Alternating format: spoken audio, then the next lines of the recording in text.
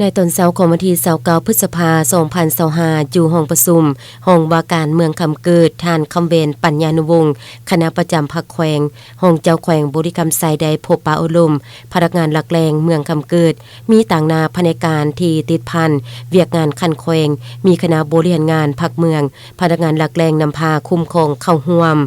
ทานเพชรสมัยไสญาธิจักเลขาคณะบริหารงานพรรคเมืองคำเกิดได้รายงานผลการนำพาสินำจะตั้งปฏิบัติเวียกงานพลดินในระยะ3 เดือนผ่านมาคณะพรรคองค์การปกครองทุกคันได้ถือเอาเวียกงานศึกษาพรมการเมืองแนวคิดเป็นกุกสดห้อยในทุกคงเขตเวียกงานหันเอานิติกรรมคันต่างๆโดยเฉพาะการจะตั้งเผยแพร่เสริมผลสำเร็จกองประชุมใหญ่ผู้แทนองค์คณะพรรคเมืองครั้งที่10ให้สมาชิกพรรคพนักงานราชการตลอดฮอดพ่อแม่ประชาชนบัดเผาได้รับรู้เข้าใจกำหนดพื้นที่สร้างแผนที่ตาแสงและกระเกียมความพร้อมหอบด้านในการสร้างตังเป็นตาแสง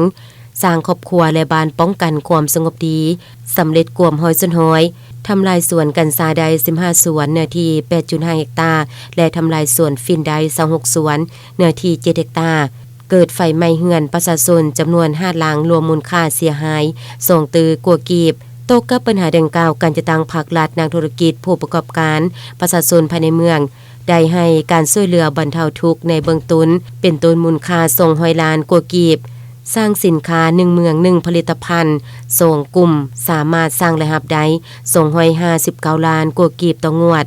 กวดกาว่าแท้ขึ้นทะเบียนออกใบตดินแบบเป็นระบบและเฉพาะตอนใด575 ตอนเท่ากับ23 ส่วนร้อยของแผนปี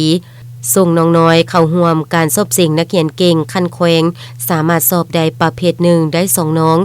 กองประชุมครั้งนี้ต่างหน้าพนักงานได้ประกอบคำเห็นแลกเปลี่ยนทดลบทเรียนเวียกงานที่เกี่ยวพันระหว่างแขวงกับเมืองโดยเฉพาะแม่นการคุ้มครองการจะตั้งปฏิบัติแผนการลงทุนเวียกงานที่ดินการกะเกียมจุดที่ตั้งและประกอบบุคลากรของตาแสง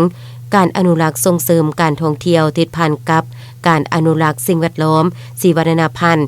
ทางนี้ก็เพื่อเป็นการร่วมกันในการปฏิบัติเวียกงานจุดซุ่มในต่อหน้าให้บรรลุตามแผนการที่วางไว้